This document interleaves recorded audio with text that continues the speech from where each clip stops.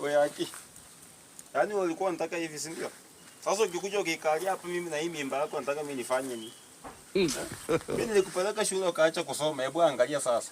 Hii ni vitu gani? Hii ni aibu gani? God have mercy. Wakati ni watu wanazaa watoto mimi nazaa mmongiki hapa.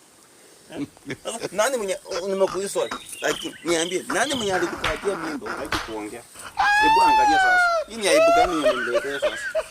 Hapa kwetu tuko na umaskini mpaka tukihama tunahama na takataka. Hii serikali ya Nanguli hii itakuweka ndani, haitaniweka mimi. Your time is now. Umekataa kusoma, shauri yako. Umekataa kusoma. Mimi nimekupeleka shule soma. Wewe unakuja na miaka na mimba. Miaka 13 years old. Unakuja na mimba. Kazi yako ni kuamka tu, unaamka asubuhi unakula ukuta. Umepomoa ukuta, hapa nilikuwa nimefunika vizuri, sasa hiyo na miti imeanza kuonekana. Unataka kuangusha nyumba. Unaona sasa? Madharau mingi. Nani alikupatia nyumba? Ujui. Siku moja maana wanaume 10. Siku moja. Miaka 13 grade 9. Alafu nafurahi tu na mimi baba yako. Nilipata mama yako kama nilikuwa na miaka 62. Naona. Mimi ni mavaa hivi manguo zenye zimearuka namulika watu huko nyuma kwa sababu nikulipie wewe school fees. Nikununulia uniform. Kwenda.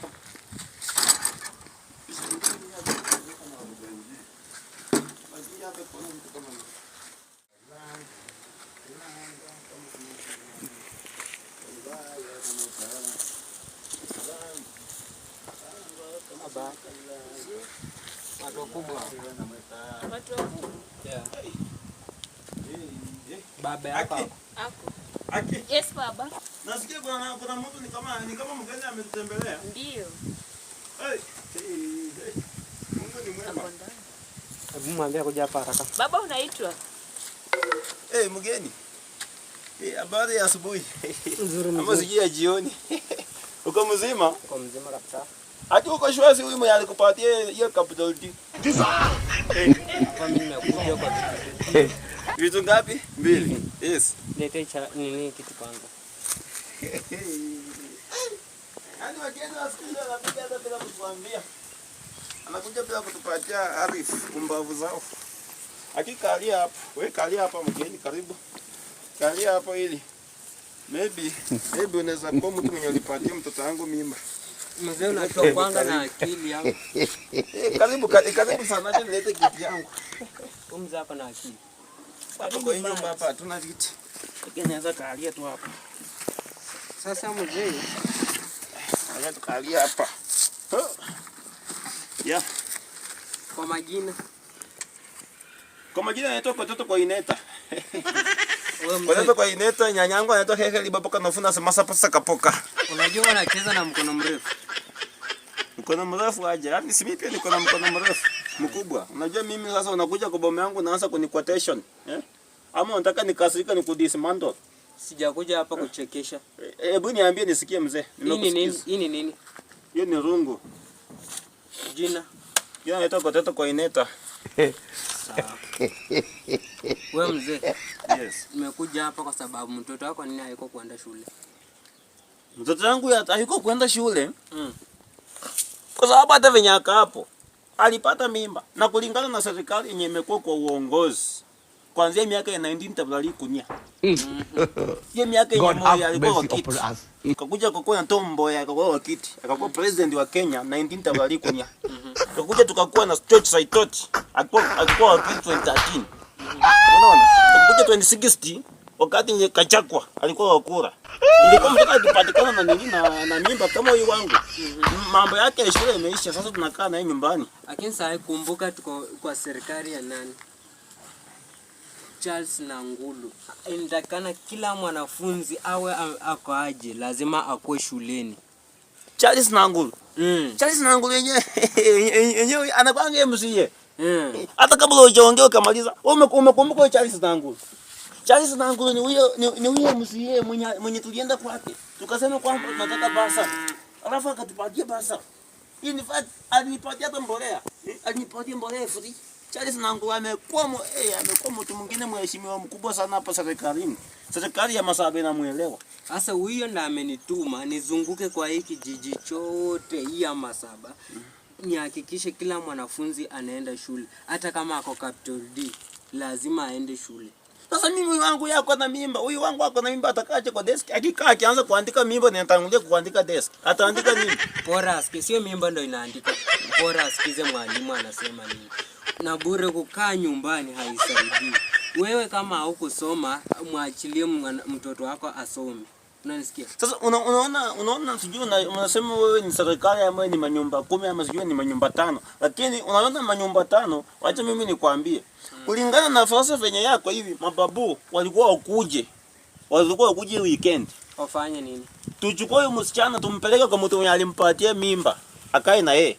Kumbuka akuwe kama bibi wake. Si hatutaki malipo, hatutaki mahari, hatutaki pesa. Tunataka tumpeleke tuende kwa penye alimpatia mimba alafu akae huko. Hiyo ilikuwa ya jadi. Sasa hivi tunazungumzia maneno ya leo.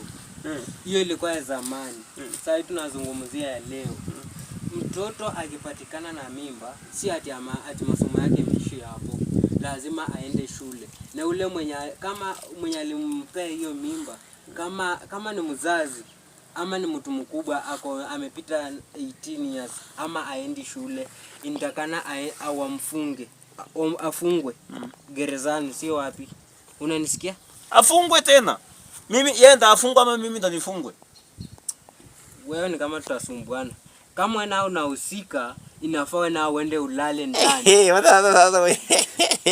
Mimi nahusika vipi? Mtoto wangu hivi matusi. Mtoto wangu mimi mwenyewe venye yako hivi. Juzi watu wamekuwa wanasema ati mbona tunaishi tu wawili mimi na yeye. Mama yake alituacha akaaga. Alafu mimi nimeishi na mtoto. Watu wanasema ati mimi huyu mtoto wangu mimi mwenyewe nimempatia mimba mimi mwenyewe. Mimi naweza kula kwa nini naweza kupatia kwa mtoto wangu mimba? Mimi nashuku. Mzee sikiza, na nielewe, unasikia mzee, hii ni rungu. Mimi na kudismantle strike, hii ni kuniharibia heshima. Kwa boma yangu, hii si kijiko. Mimi nikapatia mtoto wangu mimba mimi mwenyewe. Nimesema na shuki enda fuatilia. Wewe na shuku sana. Mzee kaa chini tumalize hii maneno, naona kweli uko na low attention ya majirani. Hata mimi nimepatia mimi nasapatia mtoto wangu mwenyewe mimba. Hii kierere yako inaonyesha wewe unahusika. Hebu tuambie, alikuwa nani mimba ni nani? Mimi sijui. Au jua aje? Tulilala tu ile siku na watu wengi sasa. Aujourd'hui aussi c'est un autre jour. Ilikuwa usiku ama Usiku. Mbona para nkui? Wewe kwa nini unaachilia mtoto usiku? Na ako na miaka ngapi kwanza? Huyu ako na miaka 13. 13 na unamwachilia atoke usiku. Unajua sasa ni miaka ya majenzi. Waniambia ati yao ni majenzi.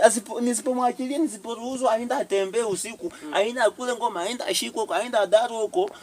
Wanaweza kuja waniingilia. Majenzi ni wabaya sasa, miaka ya jenzi. Sikiza mzee, tingiza yako hivi kichwa yako tu. Tingiza tu. Nimetingiza. Na nilijua tu hapa hakuna kitu. Yeye nimetingiza nikaona maji nje yanatingika. Lakini unajua nikwambie, acha nikwambie serikali. Huyu mtoto mwenye ako hivi na hii miaka yake 13. Mimi kama singemwachia ruhusa aenda anengua aenda katike. Hatungekuwa tunapata hapa korokoro. Sasa zingine yeye ni biashara. Anaenda kwa bar anakatikako, anaenda Pongoma anakatikako, alafu asubuhi anakuja na korokoro.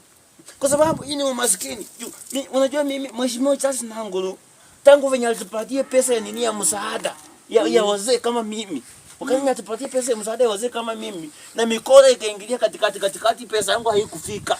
Na tulikuwa tunapewa 1500 ya wazee. Haikufika. Haikufika, pesa yangu haikufika. Hata ambia mkubwa Charles Nangulu mwambie. Na Charles Nangulu amekuwa kiongozi mwema sana.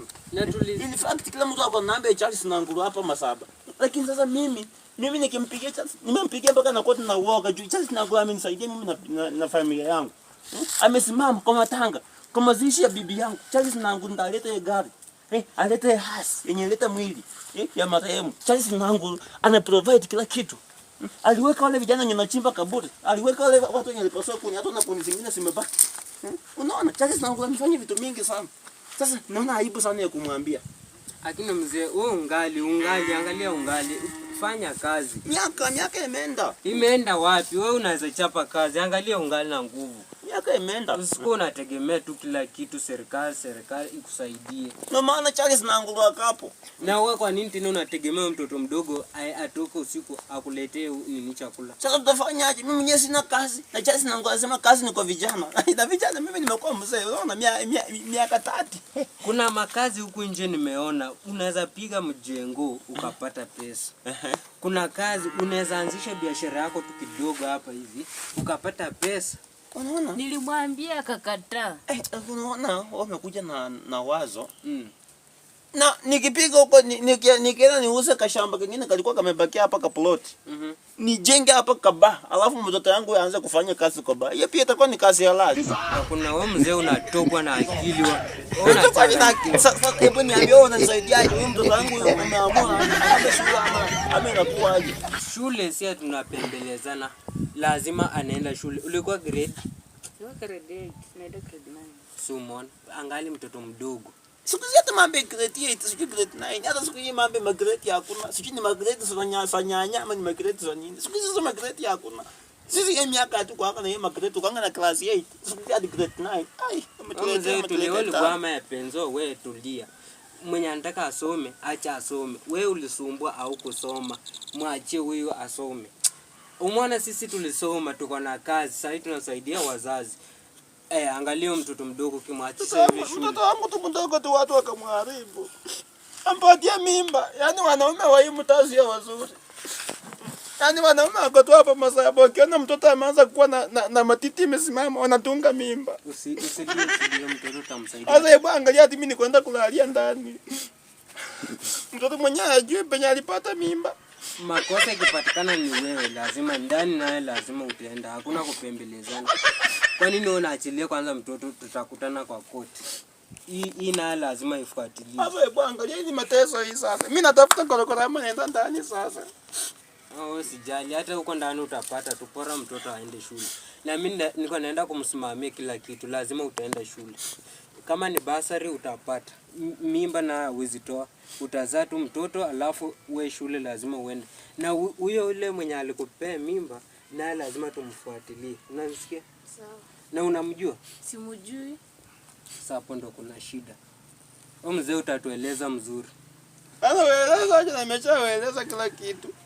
Au Juma alimpea mimba. Mimi sijui, watu wanasema ni mimi, lakini sio mimi. Mimi sikumpatia mimba.